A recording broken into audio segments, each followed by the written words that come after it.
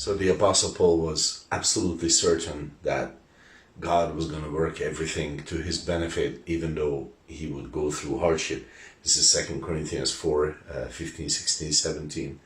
And so this is an important point in our lives when it comes to disappointment, to understand that God works all things to our best. Okay, that's wonderful, but in the moment it is not really clear that that is happening.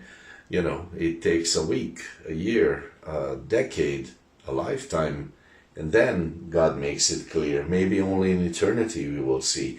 Eternally it will be absolutely obvious. But how was Paul so assured of this? Because assurance is a great bulwark against the power and cutting edge of disappointment in our lives. How could he be so sure? And one point I would like to make is the Word of God.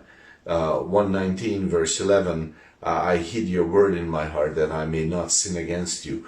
Okay, so hiding the Word of God in our hearts, this is a very important point, because as I hide the Word of God in my heart, it assures me of the nature of God and of the relationship that I have with Him. And then disappointment loses its absolute power over my life, because I have something else to go back to. And in that relationship, it's so important.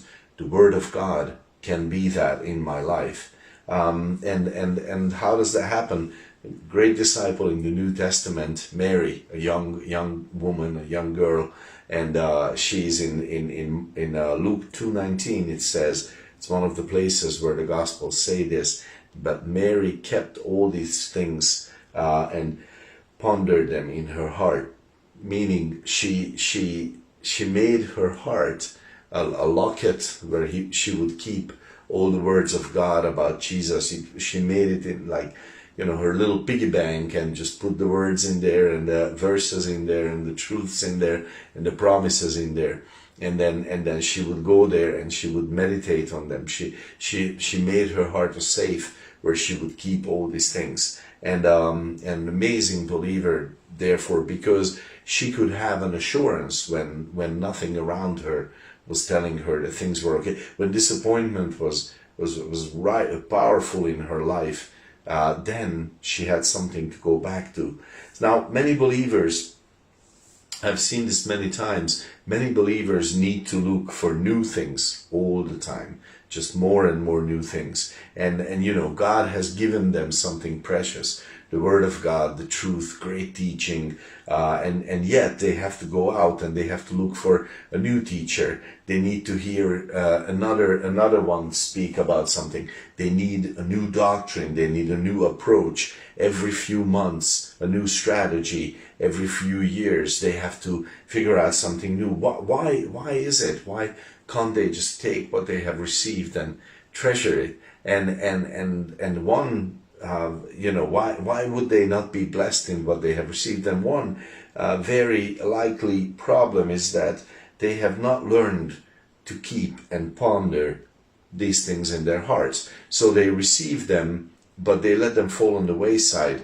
So it doesn't refresh their hearts. And because if it entered in their hearts, if they kept it and they pondered it, then it would be a Jeremiah 15:16 situation. Your words were found, and I did eat them, and your word was unto me the joy and rejoicing of my heart. Okay, it would be a constant source of joy. If I keep it in my heart and meditate, then it will be a constant source of joy. Doesn't matter who speaks to me, doesn't matter how it comes, it's just going to stir my heart, and I'm going to rejoice with it. I don't need some new way of saying it, or a different way of saying something. I don't need to get excited that way, because in my heart, the truth, the Word of God, stirs my heart. And this is why it's so important. Psalm 1 verse 2, this describes a really blessed man, but his delight is in the law of the Lord, and in his law does he meditate day and night. God bless your day.